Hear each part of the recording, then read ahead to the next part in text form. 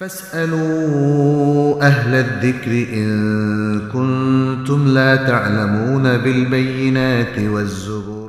السلام عليكم ورحمة الله وبركاته. الحمد لله والصلاة والسلام على رسول الله وعلى آله وأصحابه ومن والاه. সম্মানিত দর্শক শ্রোতা ভাই এবং বোনেরা, আমরা আপনাদের সবাইকে স্বাগত জানাচ্ছি। জানতে চাই সেশন 173 থেকে আপনাদের সবাইকে আরও একবার আহলান ও সাহলান। অনেকগুলো প্রশ্ন আজকে আপনাদের রয়েছে। আমি কিছু প্রশ্ন নিব আজকে, খুব লম্বা টাইম, হয়তো প্রশ্নের উত্তর দিতে পারবো না। শুরুতে আল্লাহর কাছে তৌফিক কামনা করছি, তিনি যেন আমাদের কথা কাজে এবং আমাদের ইবাদতে ইখলাসে বারাকা দেন এবং আমাদেরকে ভালো কাজের মজিদ তৌফিক তিনি আমাদেরকে আতা করেন, প্রদান করেন। আজকের প্রথম প্রশ্নটি আমরা নিচ্ছি হাবিবা সরকার থেকে। তিনি বলেছেন, আমার হাজব্যান্ড সৌদিতে থাকেন, তিনি আমাকে কিছুদিন থাকার জন্য সৌদিতে নিয়ে যেতে চান এবং ওমরা করাতে চান, কিন্তু উনি সৌদি থেকে এসে নিয়ে যেতে পারবেন না, সাথে আমার কোনো মাহরামও থাকবে না। আমার বাবা এয়ারপোর্ট পর্যন্ত যাবে, আমি প্লেনে থাকব, ওই দিকে এয়ারপোর্ট থেকে আমার হাজব্যান্ড নিয়ে যাবেন। এভাবে সফর করে সৌদি আরব যাওয়া জায়েজ হবে কিনা? জি না, এটা মোটেই শরিয়াসম্মত নয়। এত বড় একটা সফরে শরিয়তের নির্দেশনা হচ্ছে অবশ্যই মাহরাম থাকতে হবে অথবা হাজব্যান্ড। তো এখন আপনার বাবা যদি নিয়ে যান জেদ্দা পর্যন্ত বা রিয়াদ পর্যন্ত, তাহলে ওকে। এরপরে এয়ারপোর্ট থেকে আপনার বাবাকে বিদায় করে আপনার হাজব্যান্ড আপনাকে নিয়ে যাবে, হতে পারে। বাট আপনি ঢাকা এয়ারপোর্টের পর থেকে একা সফর করবেন, এটা শরিয়াসম্মত নয়। শহীদুল ইসলাম আমাদের দ্বিতীয় প্রশ্নটি করেছেন। তিনি বলেছেন, অতি বৃদ্ধ, গর্ভবতী ও দুগ্ধদানকারী সিয়াম কীভাবে পালন করবে? অতি বৃদ্ধ ব্যক্তি তিনি তো সিয়াম পালন করতে পারবেন না, পুরুষ অথবা মহিলা যে হন না কেন, তিনি ফিদিয়া দেবেন। ওয়া আলাল্লাযিনা ইউতিকুনাহু ফিদিয়াতুন তুআমু মিসকিন। যারা সিয়াম রাখতে সক্ষম নন তারা প্রতিদিন একজন মিসকিনকে করে খাওয়াবেন প্রতিটা সিয়ামের পরিবর্তে। আর কি পরিমাণ খাদ্য? নিসফ সা, 1 সরের অর্ধেক, এবং 1 সর সৌদি আরবের উচ্চ উলামা পরিষদের রেকমেন্ডেশন অনুযায়ী 3 কেজি, তাহলে তার অর্ধেক 1.5 কেজি। তাহলে প্রতিদিন একজন মিসকিনকে 1.5 কেজি করে খাবার তিনি প্রোভাইড করবেন। যদি এর সাথে তরি দরকারি বা অন্যান্য জিনিসও প্রোভাইড করেন, ভালো। এটা হলো অতি বৃদ্ধের ক্ষেত্রে বা বৃদ্ধার ক্ষেত্রে। আর এরপরে গর্ভবতী এবং দুগ্ধদানকারী, হামেল এবং মোরদা, তাদের ব্যাপারে শরীয়তে রুখসত আছে। তারা সিয়াম ভাঙবেন এবং পরে কাজা করবেন। যেহেতু তিনি স্থায়ী কোনো ক্রনিক ডিজিজে আক্রান্ত নন, গর্ভবতী এবং দুগ্ধদানকারী, তাহলে তারা পরবর্তীতে সিয়াম কাজা করবেন। আর অতিশয় বৃদ্ধ বা বৃদ্ধা, তারা অনেকটা স্থায়ীভাবেই সিয়াম রাখতে যদি অক্ষম হন তাহলে ফিদিয়া দেবেন, এটাও এক ধরনের রুখসত। আর যদি বৃদ্ধ হওয়া সত্ত্বেও তিনি সিয়াম রাখতে সক্ষম হন তাহলে কিন্তু তার ফিদিয়া দেওয়া যাবে না। পুরুষ মহিলা উভয়ের ক্ষেত্রে এটা প্রযোজ্য। আর এ সকল বিষয়ে এবং আরও নানা বিষয়ে আমাদের প্রশ্নোত্তরে ফিকহুস সওমে আপনি আরও সুন্দর সুন্দর জবাব পাবেন। আমাদের আরেকজন ভাই একটা প্রশ্ন পাঠিয়েছেন, বলেছেন, আপনার সওমের উপরে কোনো বই আছে কিনা? জি ভাই, সওমের উপরে রিসেন্টলি আমরা প্রশ্নোত্তরে ফিকহুস সওম এই বইটি প্রকাশ করেছি আমাদের তাইবা একাডেমি এবং তাইবা পাবলিশার্সের পক্ষ থেকে। বইটি আপনাদেরকে দেখিয়ে দিচ্ছি। এই যে প্রশ্নোত্তরে ফিকহুস সওম, এখানে আমরা মোটামুটি চেষ্টা করেছি সওমের বিভিন্ন মাসাইল নিয়ে আসতে এবং আধুনিক যে সমস্ত একটু জটিল বিষয়গুলো আছে সেগুলো আমরা এখানে উপস্থাপন করার চেষ্টা করেছি। তো আপনারা এই বইটি সংগ্রহ করবেন এবং রমজান আসার আগেই চেষ্টা করবেন এই বইটা পড়ে ফেলতে। আল্লাহ আমাদের তৌফিক দান করুন। জাহানারা সিমি বলেছেন, মেয়ের থেকে ছেলে যদি কম বয়সী হয় এবং বেকার হয়, সেক্ষেত্রে কি মেয়ে ছেলেকে প্রস্তাব পাঠাতে পারবে ছেলে দিনদারি যদি ঠিক থাকে। মেয়ে কেন প্রস্তাব পাঠাবে? মেয়ের অভিভাবক প্রস্তাব পাঠাবে। বিয়ের ক্ষেত্রেও তো মেয়ের অভিভাবকই বিয়েটা পড়াবেন। সুতরাং মেয়েদের ক্ষেত্রে নিয়ম হচ্ছে সে নিজে নিজেকে পেশ করবে এমন নয়, তার পক্ষ থেকে তার অভিভাবক অথবা তার কোনো পুরুষ আত্মীয় এই প্রস্তাবটা পেশ করতে পারে, সেটাই উত্তম। তা না হলে একটু সমস্যা হতে পারে আমাদের দেশের প্রেক্ষাপট কিংবা যে কোনো জায়গায়। কখনো যদি মেয়ে নিজেকে পেশ করে তখন দেখা যায় যে ছেলে পক্ষ হয়তো আগ্রহ হারায়, কারণ নানা কিছু থাকতে পারে। আর এই ধরনের বিষয়গুলো হয় সাধারণত ছেলে মেয়ে ফ্রি মিক্সিংয়ের ক্ষেত্রে। এটাও আরেকটা অবজেকশন। ছেলে মেয়ে স্কুলে বা কলেজে ইউনিভার্সিটিতে পড়াশোনার সময় একে অপরকে পছন্দ করে প্রপোজ করলো, হ্যাঁ, এটা সাধারণত গার্লফ্রেন্ড বয়ফ্রেন্ডের ক্ষেত্রে হয়ে থাকে, যে কালচারটা ইসলামের সাথে একদম যায় না। অতএব আমরা বলবো ইসলামের যে সৌজন্যতাবোধ আছে, যে ভদ্রতা, যে চারিত্রিক সৌন্দর্য আছে, তার আলোকেই বিবাহ শাদীটা সুসম্পন্ন হলে ভালো হয়। মেয়ের অভিভাবক ইজাব করবেন আর ছেলে কবুল করবে এবং তাদের মহারানা ঠিক হবে। সাক্ষীর সামনে ইজাব কবুল সম্পাদিত হলে বিয়ে তো হয়ে যাবে। আর বিয়ের আগে যেটা প্রস্তাব আকারে হয় সেটাকে বলা হয় খেতবাহ। খেতবাহ সাধারণত ছেলেরাই এই প্রস্তাবটা পাঠায়। এটার নানা রিজন আছে। ভদ্র সমাজে প্রস্তাবগুলো ছেলেদের পক্ষ থেকে হতে পারে, তবে মেয়েদের পক্ষ থেকে কি কখনোই প্রস্তাব হতে পারে না? অবশ্যই পারে, তবে সেটা যদি অভিভাবকের মারফত হয় সেটাই সুন্দর। হাসান আসকারি বলেছেন, সন্তানের জন্মদিনে বাবা মা সন্তানের কল্যাণ কামনা রোজা রাখতে পারবেন কিনা? না, এটি কোন ধরনের রিচুয়াল? জন্মদিনে সিয়াম পালন করা, এর পক্ষে কি কোনো দলিল আছে? এর পক্ষে কোনো দলিল নেই। যেহেতু আপনি ইবাদতের যে কোনো একটা রিচুয়াল যদি চালু করতে চান, তার পক্ষে কোরআন বা হাদিসের কোনো না কোনো অনুমোদন, দলিল, প্রমাণ ইত্যাদি থাকতে হবে। আদারওয়াইজ যে কোনো মুসলিম যে কোনো একটা রিচুয়াল চালু করে দিবে এবং সেখানে সওয়াবের আশা করবে, তাহলে এটা স্পষ্ট বেদাত বলে গণ্য হবে। ইশাক মল্লিক বলেছেন, একজন ছেলে বিয়ে করে নিজের ঘর ছেড়ে ঘর জামায় থাকা কি জায়েজ? ছেলের কোনো আত্মীয় স্বজন নেই, মাও একজন বড় ভাই আছে, আবার মায়ের দেখাশোনা ও সেবা যত্ন করাও ফরজ। এমন অবস্থায় ঘর জামায় থাকা কি জায়েজ? কেন ঘর জামায় থাকতে চান এটা কিন্তু বলেননি। একজন পুরুষের জন্য ঘর জামায় থাকাটা কিছুটা অপমানজনক। ছেলেরা নিজের পায়ে নিজে দাঁড়াবে, কারণ তার স্ত্রীর খোরপোশ তার উপরে। তাহলে স্ত্রীর ঘর ছেলে মানে জামাই প্রোভাইড করবে, তার খোরপোশ স্বামী প্রোভাইড করবে, তার সব কিছু স্বামী প্রোভাইড করবে। ঘর জামাই থাকলে তো উল্টো হয়ে যাচ্ছে। ঘর জামাই মানে হচ্ছে স্বামীরটা স্ত্রীর বাবা মা অথবা স্ত্রী নিজে প্রোভাইড করবেন। অতএব ঘর জামাই থাকাটা মোটেই মানানসই নয়। এটা বিপদে পড়লে মানুষ ফর দ্য টাইম বিং বা ফর ফিউ মান্থস এটা হতে পারে, কিন্তু সবসময়ের জন্য ঘর জামাই থাকা এটা আমাদের ছেলেদের জন্য অপমানকর। এটা করা যাবে না। আর বিশেষ করে মা যদি থাকেন, তাহলে মাকে ফেলে স্ত্রীর বাড়িতে কেন ঘর জামাই থাকবে? সেটা তো আরও বেশি অবজেকশন। এটা করা যাবে না। আব্দুর রহমান বিন আব্দুর রশিদ 3টা প্রশ্ন পাঠিয়েছেন। বলেছেন, রমাদান মাসে কোরআন ও সুন্নাহ অনুযায়ী ইবাদতের একটি সংক্ষিপ্ত রুটিন জানালে উপকৃত হতাম।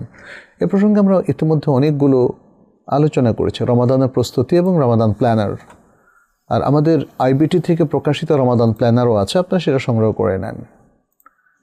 অতএব এখানে সংক্ষিপ্ত জায়গায় আমরা পুরো আলোচনা করব না, তবে এতটুকু বলবো যে রমাদানে আপনি আপনার সমস্ত ফরজ ওয়াজিব যে ইবাদতগুলো আছে, পাশাপাশি নফল যে ইবাদতগুলো আছে, যেমন কিয়ামুল লাইল, এগুলোর একটা সুন্দর প্ল্যান করবেন। ফরজ যেন মোটে না ছুটে যায়, নফলটা যেন যথাসম্ভব বেশি পালন করা যায়।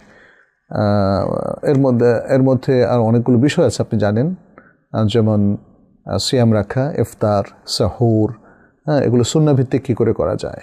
তারপরে কিয়ামুল লাইল আপনি ইমামের সাথে কিভাবে পড়লে সেটা সুন্নাহভিত্তিক হবে।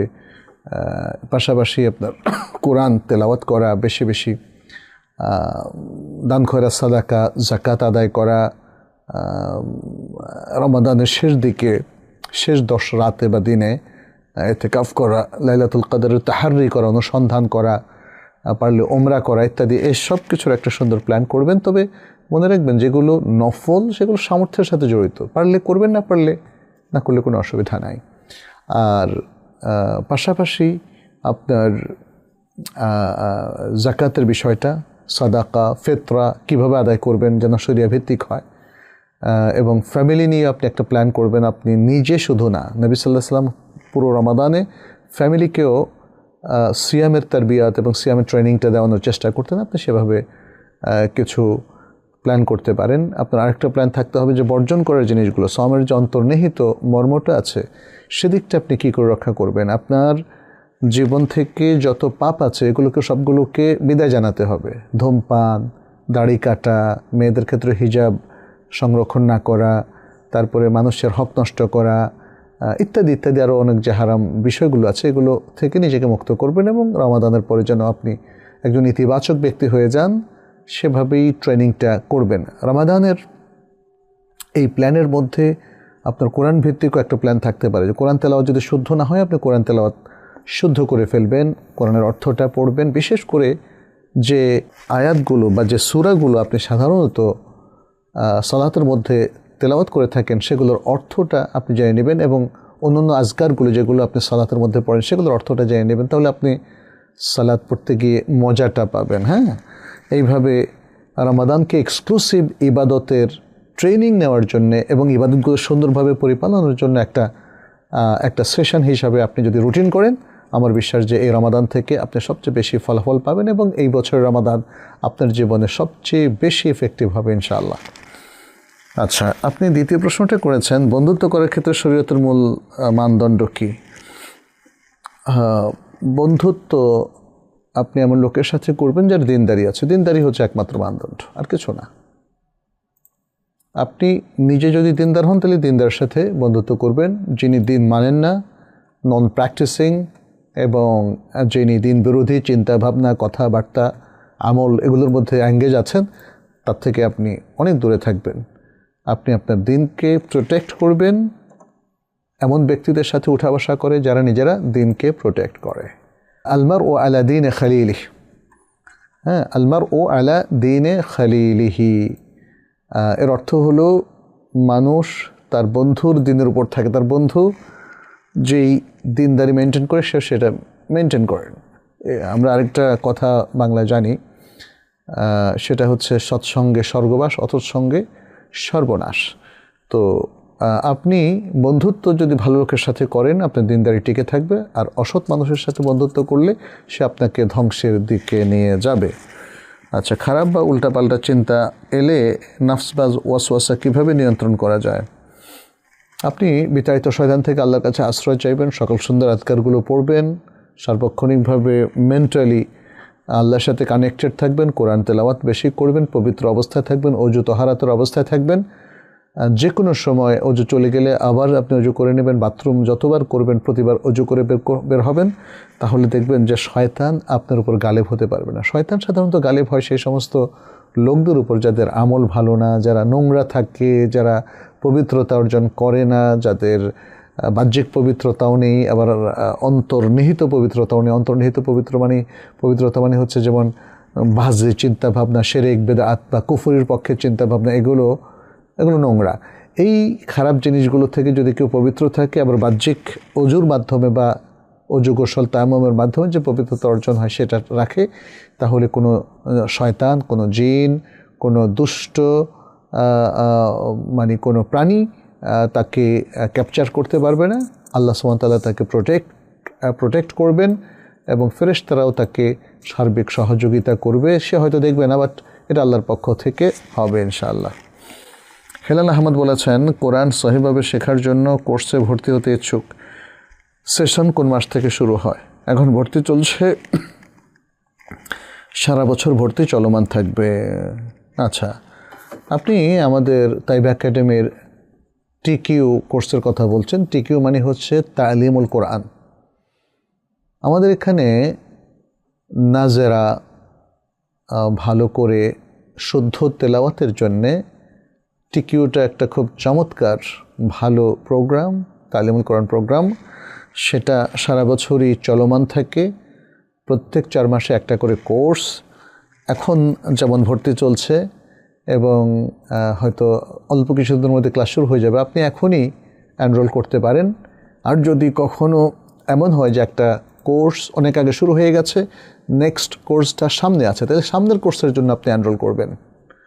মোদ্দা কথা হচ্ছে সারা বছর আমাদের এই কোর্সগুলো চালু থাকে, আপনি যে কোনো কোর্সে ভর্তি হতে পারেন। আর যদি কোরআন একটু তাজভিদের সাথে পড়া, একটু অ্যাডভান্সড তাজভিদ এবং পাশাপাশি কোরআনের অর্থ বোঝা এবং কোরআনের কিছু হেফজ, বিশেষ করে শেষ পারা থেকে কিছু হেফজ, তাহলে এই ধরনের কোর্স হচ্ছে অ্যাডভান্সড তালিমুল কোরআন, ATQ, অ্যাডভান্সড তালিমুল কোরআন। আপনি সেখানে ভর্তি হতে পারেন। সাগর হোসেন শাকিন বলেছেন, আসরের পর থেকে সূর্যাস্ত যাওয়ার আগ পর্যন্ত জিকিরগুলো কী কী? আপনি সকাল সন্ধ্যার জিকির যেগুলো হয়তো পেয়েছেন হিসনুল মুসলিমের মধ্যে আছে, আর বিভিন্ন হাদিসের গ্রন্থগুলোতে এই আজকারগুলো ছড়িয়ে ছিটিয়ে আছে। ডক্টর আল কাহতানি তিনি এটাকে হিসনুল মুসলিমে একসাথ করেছেন। তাহলে এই জিকিরগুলো আপনি পড়বেন আসরের পর থেকে সূর্যাস্তের আগ পর্যন্ত, এগুলো পড়বেন। মিস হলে মাগরিবের পরে পড়া যাবে। আচ্ছা, সন্ধ্যার পর জিকিরগুলো কী কী? সন্ধ্যার পর না তো, সন্ধ্যাটা শুরুই হয় আসর থেকে, হ্যাঁ, মাসা। তবে আক্ষরিক অর্থে সন্ধ্যাটা শুরু হয় সূর্য অস্ত যাওয়ার পর থেকে। তো সেক্ষেত্রে সকাল সন্ধ্যার আজকারগুলো যেমন আপনি ফজরের পরেও পড়তে পারেন বা একটু পরেও পড়তে পারেন, সূর্য ওঠার পরেও পড়তে পারেন, কোনো সমস্যা নেই। আবার আসর পরেও পড়তে পারেন সন্ধ্যার জিকিরগুলো, আবার মাগরিবের পরেও পড়তে পারেন। এগুলোকে আলাদা করার কোনো মানে নেই। ফজরের পর থেকে সূর্য ওঠা পর্যন্ত জিকিরগুলো কী কী, এগুলো কিন্তু আমি বলেছি, আপনি হিসনুল মুসলিমের মধ্যে দেখে নেবেন। আজকারুস সবাহ হচ্ছে ফজরের পরের আজকার, আজকারুল মাসা হচ্ছে আসরের পরে বা মাগরিবের পরের জিকির। মোহাম্মদ ইব্রাহিম বলেছেন, কেমন আছেন? আমি সৌদি আরব থাকি, আমি অনেকের কাছে টাকা পাই, আমার বেতনের টাকা থেকে তাদেরকে আমি দিয়েছি, তারা ফোন ধরে না, দেখাও করে না। আমি তাদের অপেক্ষায় আছি, যখন পাবো তখন আটক করে টাকা উদ্ধার করবে, আর যদি না পাই তাহলে মাফ করে দেব কিনা, নাকি পরকালের জন্য অপেক্ষা করব, কোনটা আমার জন্য উত্তম হবে? জাযাকুমুল্লাহু খায়রান। আল কোরআন আর সুন্নাহর বক্তব্য হচ্ছে মাফ করে দেওয়া। বাট আপনি যখন দেখবেন যে কিছু একটা চক্র আপনাকে বিপদে ফেলছে, আপনি কেন মাফ করবেন তাকে? কিন্তু যদি এমন হয় আপনার মুসলিম ভাই বোন বা আত্মীয় স্বজন যারা অসহায় দরিদ্র, তারা আপনার কাছ থেকে টাকা নিয়েছে সত্য, বাট দিতে পারছে না অসহায়ত্বের কারণে, অতি হয়তো দরিদ্র হওয়ার কারণে ইত্যাদি, তাহলে এই লোকদেরকে ক্ষমা করে দেন। আল্লাহ যদি আপনাকে তৌফিক দেয়, আপনি এই সকল অক্ষম ব্যক্তিকে, অসহায় ব্যক্তিকে আপনি ক্ষমা করে দেন। এটা অনেক অনেক বেশি উত্তম এবং কোনো সন্দেহ নেই আপনার অনেক বড় সওয়াব হবে। শুধু মিসক্রিয়েন্ট যারা, দুষ্ট যারা নানা ধরনের মানুষের, ভালো ভালো মানুষদের থেকে ধার নিয়ে আর শোধ করে না, হ্যাঁ, আবার যারা ধার নিয়ে গাঁজা খায়, মদ খায়, খারাপ কাজে ব্যয় করে, তাহলে এদেরকে ক্ষমা না করাটাই উত্তম। মোহাম্মদ ফয়সাল মাহমুদ বলেছেন, ফজর নামাজের পর আজকারগুলো একসাথে সুন্নত নফলের নামাজের পরে পড়া যাবে? বসে বসেই পড়া লাগবে? কাজা নামাজের পর এগুলো পড়া যাবে? ফরজ নামাজের ক্ষেত্রে নবী সাল্লাল্লাহু আলাইহি সাল্লাম থেকে তো দলিল আছে যে ফরজ সালাতের পরপর এই দোয়াগুলো পড়া। এই দোয়াগুলো যেগুলো ফরজ সালাতের পরের কথা বলা হয়েছে, সেগুলো সুন্নতের পরে পড়ার জন্য উদ্বুদ্ধমূলক কোনো হাদিস আসেনি। তবে আম আজকার অথবা যে কোনো ভালো দোয়া বা যিকির, এগুলো যদি ফিক্স না করা হয় এবং মানে নিজের থেকে কোনো জিনিস আরোপ করে চালু না করা হয়, তাহলে নফলের পরেও যে কোনো, যেমন আল্লাহু আকবার বলতে কোনো অসুবিধা নেই। কিন্তু কতবার আপনি যে কোনো রিচুয়াল যদি নিজের থেকে আরোপ করে ফরজ সালাতের বাইরে নফলের সাথে ট্যাগ করে দেন, তাহলে এটা বেদাত হবে। আর যদি এগুলোকে ওপেন রাখেন, যে কখনো পড়লেন না, বাট ওপেন, তাহলে সেটা জায়েজ হবে। আর এখানে ফরজ সালাতের পরে যে আজকারগুলো, এগুলো নবী সাল্লাল্লাহু আলাইহি ওয়াসাল্লাম থেকে এসেছে। যেমন সহিহ মুসলিমের একটা বর্ণনায় সাওবান রাদিয়াল্লাহু তাআলা আনহুর একটা হাদিস আছে, তিনি বলছেন কানা রাসূলুল্লাহ সাল্লাল্লাহু আলাইহি ওয়াসাল্লাম ইদান সারাফা মিন সালাতিহি, যখন নবী সাল্লাল্লাহু আলাইহি সাল্লাম সালাত শেষ করতেন, ইস্তাগফারা সালাসান, তিনবার আস্তাগফিরুল্লাহ বলতেন, وقال اللهم أنت السلام ومنك السلام تباركت يا ذا الجلال والإكرام, তিনি এতটুকু বলতেন اللهم أنت السلام ومنك السلام تباركت يا ذا الجلال والإكرام। আমাদের দেশে অনেকে আবার কিছু নিজের থেকেও বাড়ায় দেয়। তো উত্তম হচ্ছে মানে দোয়া মাসুরার ক্ষেত্রে এক্স্যাক্টলি নবী সাল্লাল্লাহু আলাইহি ওয়াসাল্লাম থেকে যেগুলো শুদ্ধভাবে আমাদের কাছে এসছে সেগুলোই পড়া। এখানে কাব ইবনে উজরা রাদিয়াল্লাহু তাআলা আরেকটা হাদিস আছে, এটাও সহিহ মুসলিমের মধ্যে, যেখানে রাসূল সাল্লাল্লাহু আলাইহি ওয়াসাল্লাম বলেছেন মুআক্কিবাতুন লা ইয়াখিবু কাইলুহুন্না আও ফাইলুহুন্না, যে নামাজের পরের কিছু মুআক্কিবাত রয়েছে, আজকার রয়েছে, যেগুলো কেউ পড়লে যিনি পড়নেওয়ালা তিনি কখনো ব্যর্থ মনোরথ হবেন না। সেটা হলো কি, দুবুরা কুল্লি সালাতিন মাকতুবা, প্রত্যেক ফরজ সালাতের পরে 33 তাসবিহা, 33 বার সুবহানাল্লাহ পড়া, 33 তাহমিদা, 33 বার আলহামদুলিল্লাহ পড়া, 34 তাকবীরা, এবং 34 বার আল্লাহু আকবার পড়া। সহিহ মুসলিমের বর্ণনা। আচ্ছা, এখানে যে মুআক্কিবাতের কথা বলা হচ্ছে, শেখ আলবানী আস-সিলসিলা সাহিহার মধ্যে মুআক্কিবাতের অর্থ করছেন কি, কালিমাতুন তুকালু আকিবাস সালাহ, ওই সমস্ত আজকার বা কালিমা যেগুলো সালাতের পরপর পড়া হয়। কেউ যদি এমনটা হয় যে তিনি আজকার মাসুরাগুলো ফরজ সালাতের পরে পড়তে ভুলে গেছেন, অথবা অন্য কোনো কাজের কারণে তিনি ব্যস্ত হয়ে পড়েছেন, পড়তে পারেন নাই, অনেকক্ষণ ধরে তিনি দেরি করে ফেলেছেন, তাহলে তিনি যখন পারেন পড়ে নিতে কোনো আপত্তি নাই, কিন্তু রসম রেওয়াজ হিসাবে চালু করা যাবে না ইত্যাদি। আচ্ছা, মোহাম্মদ তামিম বলেছেন, পিতার যদি জাকাত ফরজ হয় আর সন্তান যদি বেকার থাকে, তাহলে পিতা কি তার সে সন্তানকে জাকাতের টাকা দিতে পারবে ব্যবসা করার জন্য? আচ্ছা, না, জাকাতের টাকা পিতা সন্তানকে দিতে পারবে না, সন্তান পিতাকে দিতে পারবে না। সোজা, পিতা যদি সে জাকাতের টাকা সন্তানকে দিতে পারে, তাহলে সন্তানকে সেই টাকা দিয়ে ব্যবসা বাণিজ্য করে বাবা মাকে এবং তাদের, না পারবে না তো বললাম। সেম প্রশ্নটা আপনি খ নম্বরে করেছেন। যদি আমি বলতাম যে হ্যাঁ, তাহলে আপনার সেকেন্ড প্রশ্নটা ওকে ছিল, বাট আপনার দুটো প্রশ্ন উত্তরেই পিতা সন্তানকে জাকাত দিতে পারবে না, সন্তান পিতাকে জাকাত দিতে পারবে। মুস্তাফিজুর রেজা, শান্তিনগরে অবস্থিত মসজিদ সিদ্দিকে ফজর ওয়াক্ত শুরু হয় 5:19। এই মসজিদে বলা হয় সাহারির সময় শেষ হলেই আজান দেওয়া হয়। অন্যান্য মসজিদে সাহারির শেষ সময় 5:13।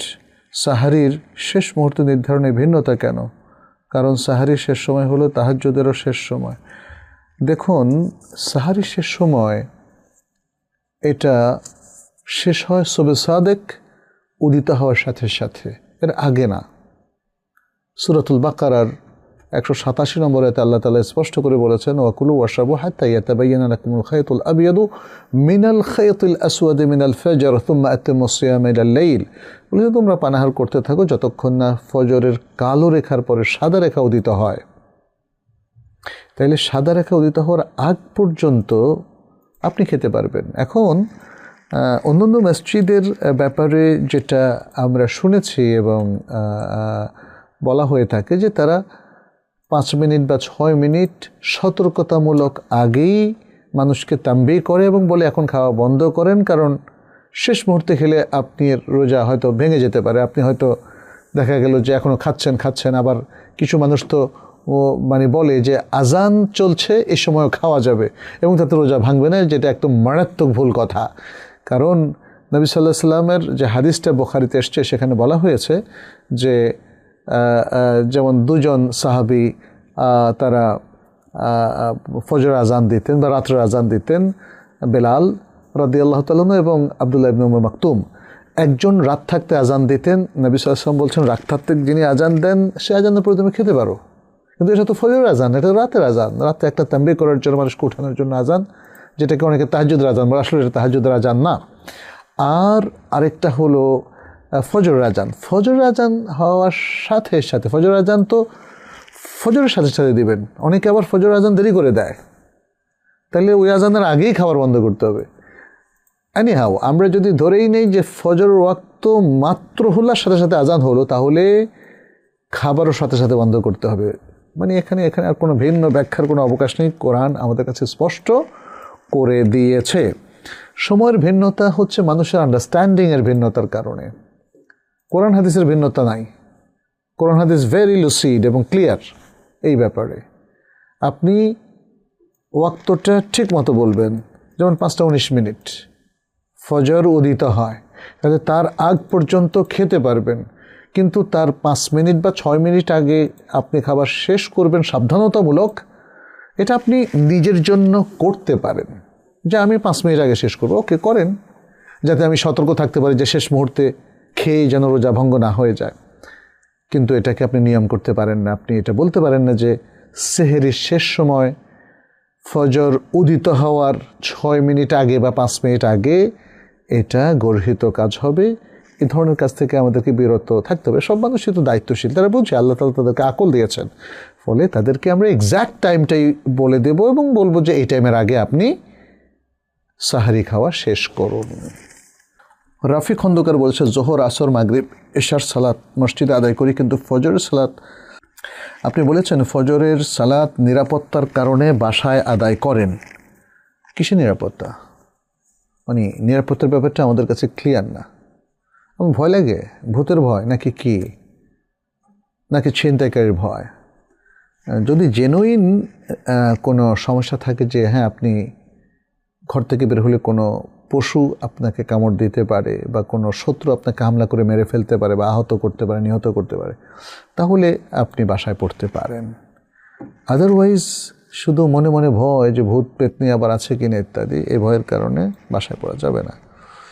তবে কোনো কারণ ছাড়াও যদি আপনি বাসায় পড়েন, আপনার সালাত শুদ্ধ হবে।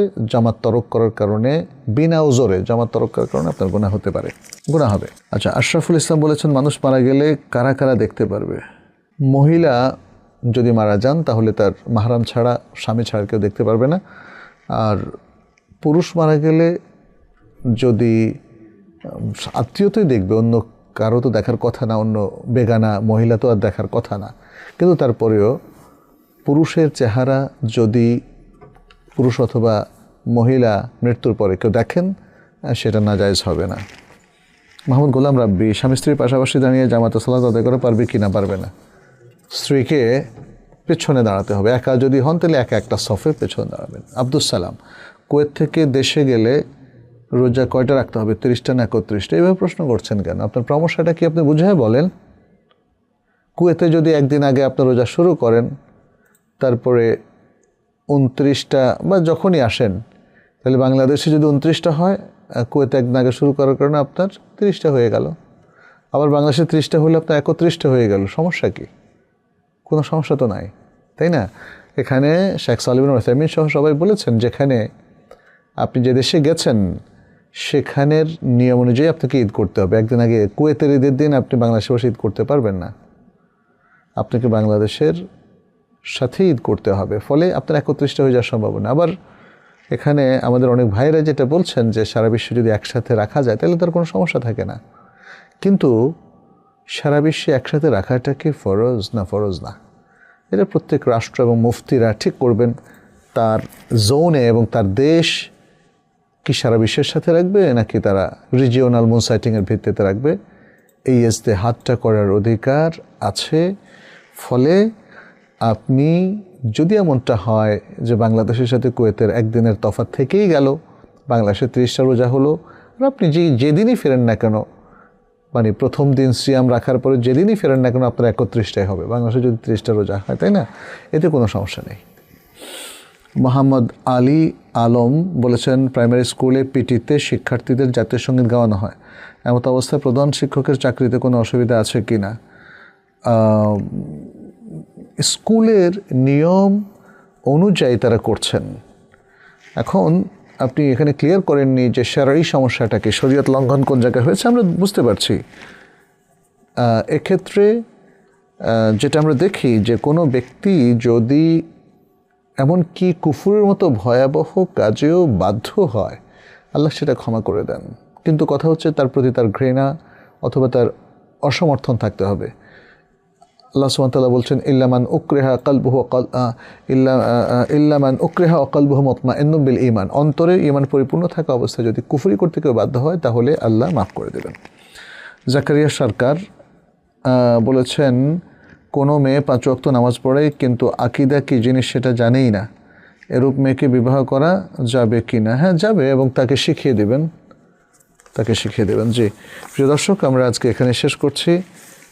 মনে হয় কিছু প্রশ্ন আছে না, সেগুলো উত্তর দেওয়ার মতো সময় আমাদের সামনে নাই। আমি 2-3টা শুধু নেই যেগুলো লাইভে আপনারা করেছেন। ওয়াসিম আবেদ, আপনার সাথে দেখা করতে চাই, কীভাবে দেখা করব? আমরা যেখানে জুমা পড়াই সব জায়গায়, সারা দুনিয়ার যে কোনো প্রান্ত থেকে, ইভেন আরও দূর থেকেও যদি কেউ আসেন আমাদের সাথে দেখা করতে কোনো আপত্তি নেই। জুমার সালাতের পরে দেখা করলে সবচেয়ে ভালো হয়। শামিউল বাশির বলেছেন কাবিন নামার 18 নং যে ক্লজ আছে সেখানে তালাকের অধিকার কি স্বামী চাইলে আবার ফিরিয়ে নিতে পারবে? হ্যাঁ পারবে, কিন্তু তাকে প্রমাণ সহকারে সেটা করতে হবে। সেটা মানে লিখিত একটা দলিলে হওয়ার পরে সেই দলিল থেকে যে প্রক্রিয়ায় সরানো নিয়ম সেটা সরাতে হবে তাকে। আদারওয়াইজ তার এটা যদি রিকগনাইজড অবস্থা থেকে যায়, স্ত্রী সেটা যদি অ্যাপ্লাই করে তাহলে তো স্বামী না করতে পারবে না। এই জন্যে স্বামী যদি এটাতে সম্মতি জ্ঞাপন করে তাহলে নিকাহ রেজিস্ট্রারের ওখান থেকে অফিসিয়াল প্রক্রিয়ায় তাকে সেটা বাদ দিতে হবে। মোহাম্মদ কেরামত আলী, রমাদান মাসের আগে আমাদের প্রস্তুতি কেমন হওয়া উচিত? ভালো হওয়া উচিত। সুন্দর করে পড়াশোনা করবেন এবং যাতে করে রমাদানের যে কথাগুলো আমরা বললাম আজকের এই পর্বের শুরুতে, সেভাবে প্রস্তুতি নিয়ে তারা রমাদানের জন্য প্রস্তুতি গ্রহণ করবেন, রমাদান প্ল্যান করবেন এবং রমাদানকে সার্থকভাবে আদায় করার চেষ্টা করবেন সিয়াম, সাধনা ইত্যাদির মাধ্যমে। আচ্ছা, সাবুজ আহমেদ বলেছেন শেখ আপনাদের তারবিয়া একাডেমিতে কাউন্সেলিং করতে চাই, কীভাবে যোগাযোগ করব? ওয়েবসাইটের মাধ্যমে অথবা ফেসবুকের মাধ্যমে। ইনবক্সে আপনি মেসেজ রাখতে পারেন অথবা সেখানে আমাদের যে নাম্বারটা দেওয়া আছে সেই নাম্বারে 01911285744 হোয়াটসঅ্যাপে বা অন্য যে কোনোভাবে সরাসরি ফোন করে আপনি কাউন্সেলিংয়ের জন্য অ্যাপয়েন্টমেন্ট নিতে পারেন।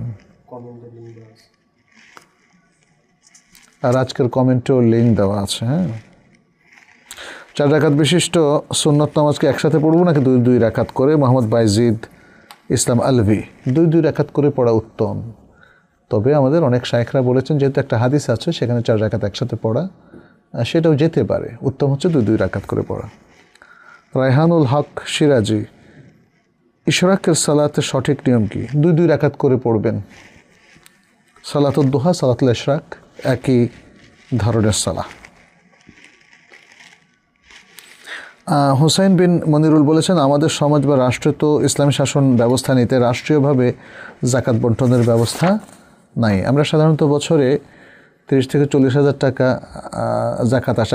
আমার আপনি মানে আপনি বলছেন আমার সমাজে যারা জাকাত পাওয়ার হকদার তাদেরকে দিয়ে দেখেছি, তারা সেই টাকা দিয়ে নিজেদের আর্থিক অবস্থা পরিবর্তন না করে অযথা অপচয় করেন। এমত অবস্থায় আমি আমার জাকাতের টাকা সমাজে না দিয়ে যদি ফাউন্ডেশন বা এতিমখানা বা মাদ্রাসায় দিই তাতে জাকাত আদায় হবে কিনা? আপনি দিতে পারেন, যে কাউকে আপনি জাকাত দিতে পারেন, কিন্তু শর্ত হচ্ছে এই জাকাতের খাতে সেটা ব্যয় করবে। আমাদের তাইবা একাডেমিতেও যেহেতু এখানে তাইবা একাডেমি ট্রাস্ট আছে, তারাও জাকাতের টাকাটা নিয়ে জাকাতের খাতে